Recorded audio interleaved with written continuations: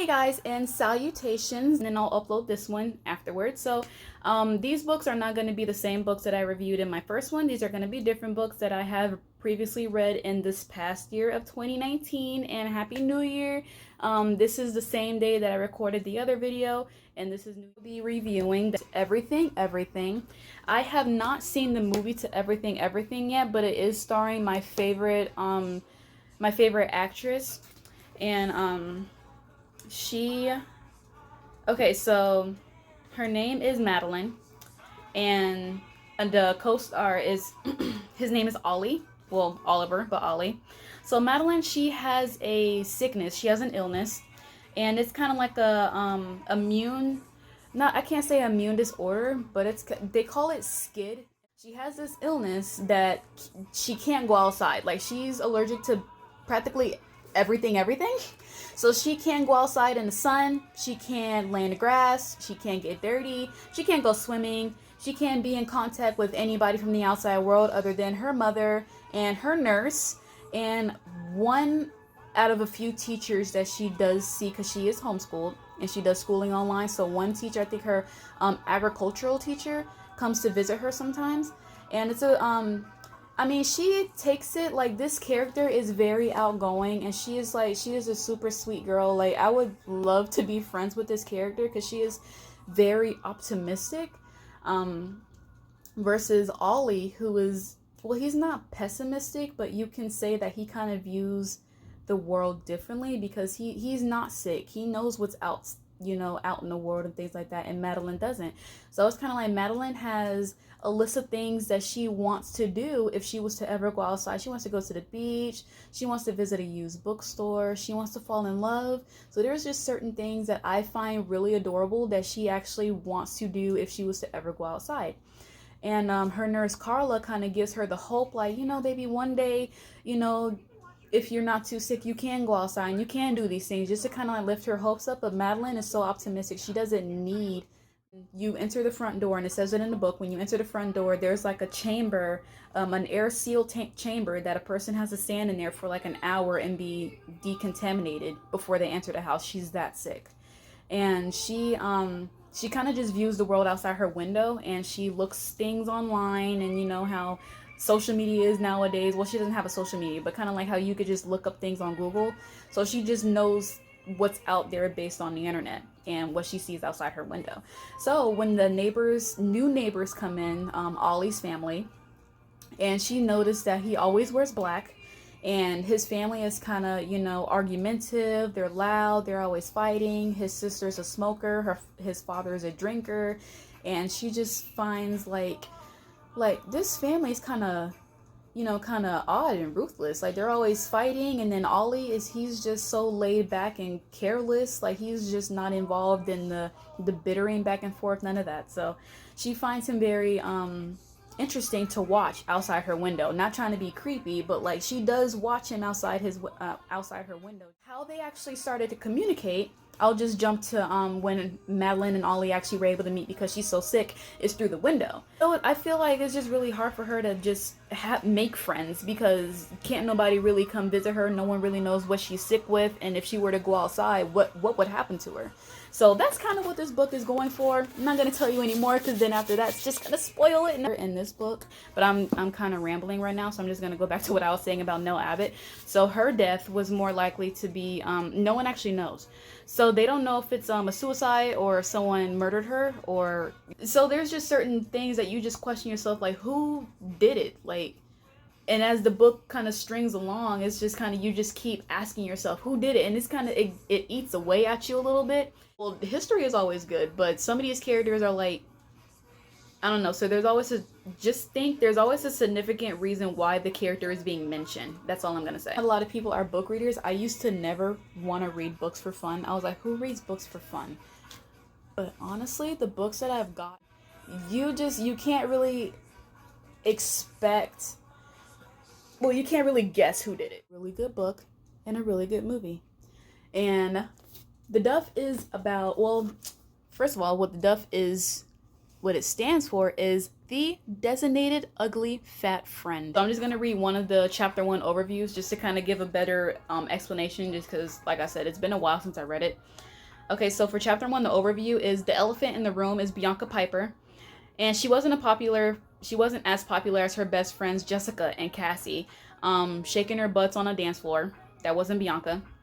And instead, Bianca just wants to like drink cherry coke, and then her other friends just want to get drunk and wasted and things like that. So I mean she's admirable. She's just kind of like, I don't know, laid back, and she doesn't really care much about anything. And then I don't know, this West character, I mean, he sounds like a super hot guy, but he also sounds like an a-hole, like just one of those jocks that just always trying to make it seem like they like you and flirt with you and things like that, but you know that you just have no chance, and they're just trying to just like carry you on. Is anyways off. I don't know what's with guys and like the hard to get types, but that's kind of how Bianca was. She was hard to get. So I think that's what drove him to her, and it's really cute. Like, I really don't want to give too much away. I feel like I kind of did already about telling you that Wes likes Bianca, but it's a really good book. You should really read it. If you don't want to read it, then I recommend the movie, but I will make Rodney's plan and how he's going to be invading the Cullens and, you know, like taking directions from Victoria and things like that. So she's just kind of in the back just watching and trying to understand things that, you know, and trying to get clench of the thirst, because she just got turned into a vampire. And you know, when you're a newborn, you may not know if you're not familiar with Twilight, but if you're familiar with Twilight and you are bitten by a vampire, you become a newborn, and you're just like, you have the red eyes and you are thirsty for blood. That's all you think about, that's all you want, and that's exactly what you rush to. So that's what she is. And then control it, I guess. It's just, that's the control it, to help her control it. And I can't remember what his name is. Diego. So she actually was taking a liking to Diego, because Diego was one of the bigger newborn dudes, like the biggest one out there. And he was kind of curious about why Rodney wanted to round up so many newborns for Victoria's army. And no one knew, not even in the movie, they don't know why they're being turned into vampires. They don't remember their past lives. So it was just kind of like they're just watching other vampires be reckless in the streets, you know, just like drinking their blood and things like that. And Rodney literally told them there are rules to being a newborn. You can't go out into the streets and just kind of like drink or eat whoever you want. You have to be like, I guess, prey on the bad people, I guess, not on the good, or people that are not likely to be missed, or whatever you want to describe it. But anyway, so it's just Diego and Bree. They're just kind of like companions. I would say they would be kind of like on the same team. And Diego kind of like just takes Bree and talks to her about, you know, the possibilities of why they think that they're being rounded together in a whole cult against the Cullens, and they're not sure why they have to defeat the Cullens. They don't have nothing against the Cullens, but Rodney is their leader, so they have to do what Rodney says. And it's just basically, this is Bree's point of view, and I do think this is a very, very good read, because it gives the perspective of the other side. Because I know the Stephen Meyer series of Twilight shows, it tells of Bella's side. I have not read the other books, but I've read this one, because I do just read like different perspectives of things. So I think this was a really good read. It was like short, sweet, and to the point, and I kind of wish it was a little longer. I'm not going to tell you what kind of happens at the end of the book, of the reason why I think it should be longer. But it even tells her death, and it's so sad, because you see her death in the movie, but in this it tells more in depth of how she died and why she died. It wasn't just how you saw it in the movie. Like, oh, this poor girl. 4, and this is also a book that would be like a different perspective than the regular series of Divergent, that's going to tell the story of Triss. This is going to tell the I lost my train of thought, sorry. The perspective of 4 tells his story about his life in the beginning, how he started off as, and read the Divergent series, and you see how Triss kind of had a difficult time adjusting to being Dauntless. So did Tobias. Like, he had the exact same, you know, like, experience, and he just kind of made it the same for her, I guess, to just toughen her up like it toughened him up. This character. At least to me, I have not read all the Divergent series, but I've seen the movies. He was a mysterious character. Like, he didn't give a lot away. He was just one of those people that would just kind of like, you know, just watch you in the corner and just like, you know. And then this shows his vulnerable side. And then it even shows that it even tells that he met Triss, and how he felt about her and things like that. And you know, it's just, I really like this book. It was Abnegation, because he took his aptitude test, and Abnegation, he describes himself as selfless, and his faction allows all other factions to leave the cafeteria first. And it used to be like a nuisance for him that he just had to sit there and just kind of like, you know, just be in abnegation. And then his father Marcus wanted him, like when they go to was it initiation, that's when they have to decide what, you know, different department that they want to be in. His father wanted him to choose abnegation again. And his dad is just kind of like, he's just trying to keep him away from being great. So Tobias, just to spite his father, chose Dauntless. Like, just like Triss kind of like just wanted to prove herself, she chose Dauntless. But they chose Dauntless for two totally different reasons. Tobias did it just to spite his dad.